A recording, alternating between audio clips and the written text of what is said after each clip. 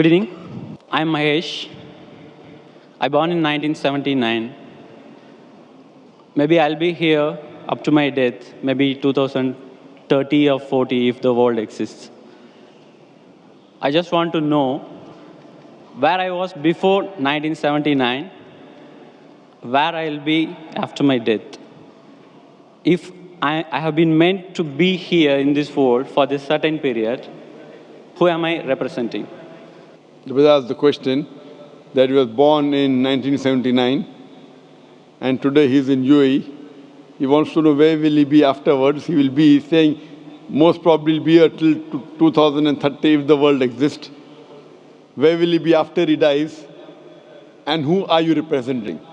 Brother, you are representing your own self. If you have not manipulated or done some makeup or trying to hide, if you are your own self, you are representing yourself. Point number one. Where will you be after you die? Depending upon what are you following. If you follow the last and final revelation, the glorious Quran, after you die, you will be in heaven. If you go against the laws of the Creator, against the last and final revelation, the Quran, then after you die, you will be in hell. So I don't know if you accept the commandments of Almighty God today, what you did between 1979 and till the 14th of April 2012, all will be forgiven. All forgiven, zero will be forgiven. So in the past, whatever you have done in the past will be forgiven because our beloved Prophet Muhammad said, the moment a person accepts Islam, all his previous sins are washed away. So depending upon whether you follow the laws of the Creator, where will you be, I can tell you. But you don't know when will you die. If you say, if that is the case, you know what I'll do? Maybe I'll live till 2030, so I'll accept Islam in 2029. Brother, you don't know, even I don't know, how long will you live? And you rightly said, if the world exists. I don't know till how long will the world exist. Allah says in the Quran in Surah Luqman, chapter number 31, verse number 34, no one besides Allah knows the hour. When will the earth end? We don't know. Whether it'll stay for a few years, for a few decades, we don't know. How long will you live and I live? I don't know. So the best is the moment you come to know the truth, accept it. All the past sins will be forgiven. Then you try and practice and follow as much as you can. So where will you be after you die depends upon you. I can only guide you. Allah says in the Quran in Surah Ghashiyah, chapter number 88, verse number 21-22, Allah says, فَذَكِّرْ إِنَّمَا أَنْتَ مُذَكِّرٌ. He tells the Prophet, your job is to deliver the message. Giving hidayah is in the hands of Allah subhanahu wa ta'ala. So I want to ask you, brother, after you die, do you want to go to heaven or hell? After you die, do you want to go to heaven or hell? To be frank, I don't know. You don't know. Because for me, the heaven and hell is here. It's up to us. Yes, this is temporary heaven, hell, temporary. As I mentioned earlier, Quran says in Surah Mulk, chapter number 67, verse number 2, Allazi khalaqal mauta wal hayata. It is Allah who has given you death and life so that He may test which of you is good in deeds. This is a test. And an average man lives in this world for about 70 years, 60 years. Some die at the age of 20, some 50, some live for 100 years. Average maybe 60 to 70 years. So this is temporary phase. The next life is eternal. So you say heaven and hell is here. And then if you try to make this life heaven by going after luxury, enjoying life, drinking alcohol, your next life becomes hell. Because Quran, Allah says in Surah Hud that those who want this world, Allah will give you this world but will not give you in the next life. Those who care for next life, Allah will give you next life, also this life. So as a businessman, if someone tells you that I will give you little trouble, difficulties for the 70 years, next life eternal, unending, always pleasure. So this life is 0.00001% of the next life. As a businessman, you wouldn't mind saying, okay, I don't mind trouble in this couple of, small percentage. Like before the examination, you struggle, you stay awake, you don't sleep, or you sleep less. and then you appear for the examination. So that few days before that you struggle and you study, so that in future it is good for you. So similarly, brother, this life is a test for the hereafter. If you're a Hindu, if you're Mahesh, and if you believe in the Hindu scriptures, same the Veda says. If you read Rig Veda, book number 10, chapter number 16, verse number 4 to 5, talks about Punar Janam. Punar means next, Janam means life. Same thing what the Quran says about next life. So this life you come, and there's next life. Being born, dying, cycle of birth, rebirth is not mentioned in the Vedas. It talks about Punar Janam means next life, which is there in the Quran. So a really good person would think about, as a better businessman, that the next life is multiple times. Multiple, keep on multiplying. This life is a small, negligible 0.00001% compared to the next life. So as an intelligent person, you wouldn't mind taking trouble in this life so that your next life becomes paradise and heaven. So, brother, would you like in the next life to go to heaven or hell? Brother? Yes, sir. Would you like to go in the next life into heaven or hell? No, sir. I don't think I will be having a next life, because if I am going to have a next life. Do you believe in the Hindu scriptures? Yes, sir.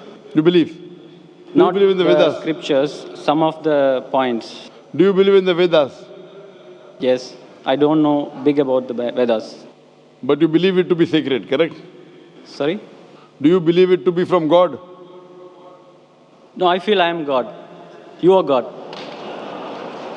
All are God. That's what Hinduism says. Aham Brahmasmi. What is the definition of God?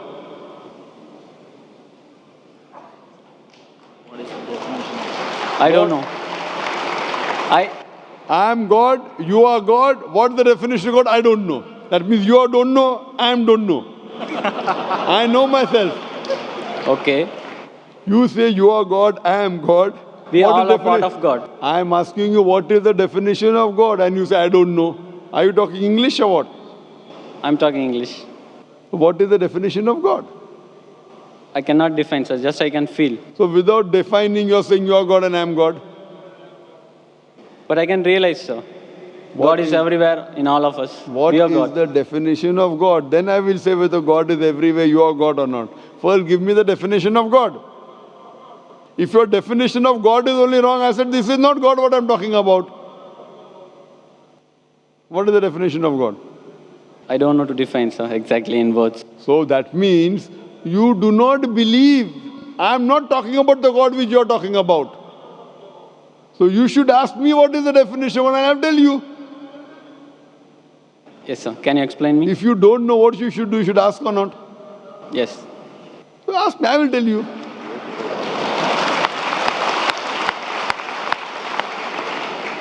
The definition of God come to according to Vedas and Upanishad, then I come to the Quran. If you read the Upanishad, Chandogya Upanishad, chapter number 6, section number 2, verse number 1, Ekam Evidityam. God is only one without a second. It's mentioned in Shvetasvatara Upanishad, chapter number 6, verse number 9. Nachasya kasij janitana chadipa. A Sanskrit quotation which says that of that God, he has got no superior, he has got no parents. Almighty God has got no Lord, no superior, no mother, no father. It's mentioned in Shvetasvatara Upanishad, chapter number 4, verse number 19. Na tasya pratima asti. Of that God there is no pratima. Pratima is the Sanskrit word which means image, picture, portrait, sculpture, statue. Na tasya pratima asti. Of that God there is no image, no picture, no portrait, no painting, no photograph, no idol, no statue, no sculpture. Same thing is repeated in Yajurved, chapter number 32, verse number 3. Na tasya pratima asti. Of that God there is no image, there is no picture, there is no portrait, there is no photograph, no sculpture. Furthermore, it says in the Brahma Sutra of Hinduism, Ekam Braham Dyotya Naste, Nina Naste Kinchan. There is only one God, not a second one, not at all, not in the least bit.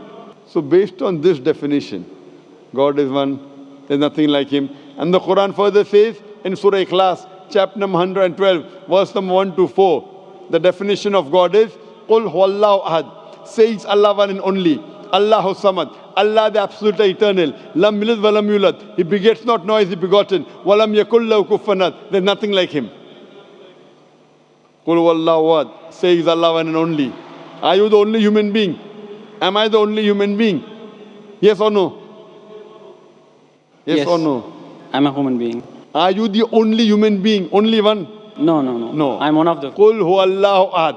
Say He is Allah one and only. Allahu samad, the absolute and eternal. Are you absolute and eternal? Are you absolute and eternal? No. So how can you be God? I am not absolute and eternal. How can I be God? Lam yalid wa lam yulad. He begets not, nor is he begotten. Are you begotten? Were you born? Were you born or not? Yeah. So how can you be God? Even I was born. How can I be God? Do you beget? I have begotten. I have got children. Do you have children? Yes. How can you be God? Walam yakul lahu kufuwan ahad. There's nothing like him. What I'm saying That is... means your definition of God, forget what you say about God. I'm talking about my definition of God. Forget what you say about God now. Keep it. That may be God with a small g. I'm not talking about God with a small g, what you're talking about. I'm talking about God with a capital G. He's only one. He's all powerful. He's absolute. He begets not, nor is he begotten. There's nothing unto like him. Based on this definition, can you call yourself God? Can I call myself God? If you wish, you can. I asked you the question, are you born? You're saying yes. If you wish, then you'll be called a lunatic. No, sir. What I'm feeling is What I am I'm a part of the God. You were saying the only one God, no? I feel I am the part of it. The big one. We all are part of it. Maybe we got detached, as like this world got detached from the sun. That is your definition of God. That's not the definition of God of Vedas. It's not the definition of God of Quran. So therefore I say this God is a different God. I'm not talking about the God that you believe in. I'm talking about the God which I believe in. He's one. He's not part of everything. Your God, forget about it. Keep it at the side now. Fine? The God, what you're talking, keep it at the side. I'm talking about the definition of my God. You understand? He is only one. He's all powerful. Are you all powerful? Are you all powerful? Not all powerful. So you are not the God I'm talking about. What God you're talking about, keep that God aside. Okay. Okay? My God I'm talking about. Therefore, La ilaha, there is no God. All the other false gods are wrong. You keep it aside. I'm talking about the correct definition. Someone is talking about 2 plus 2 is equal to 5. That equation, keep it at the side. The God that I'm talking about, the entity I'm talking about, He is one. He is all powerful. He is absolute. He begets not, nor is he begotten. He is not born. He does not give birth to anyone. And there's nothing like him. He is only one. Do you believe in such a God? No, sir, I don't believe. That's the problem. That means you are not believing in the true God. My request to you is, you read your Hindu scriptures, all the quotation I gave, go and read the translation No, of the sir, Quran, try and find out the true God. Not these fake gods, I am God, you are God. I don't consider myself God. You are calling me God, so I'll say yes, I'm God. I am not a fool to accept you that I am God. You want to go to hell, go. I don't want you to take me to hell. I am going to go to heaven. I want to take you to heaven. But to take you to heaven, if I agree with you that you're God and I am God, we both will go to hell. I prefer we both go to heaven. Therefore, I request you read your scripture, the Vedas, the Upanishad, read the Quran, educate yourself, and join me. We both will go to heaven, inshallah.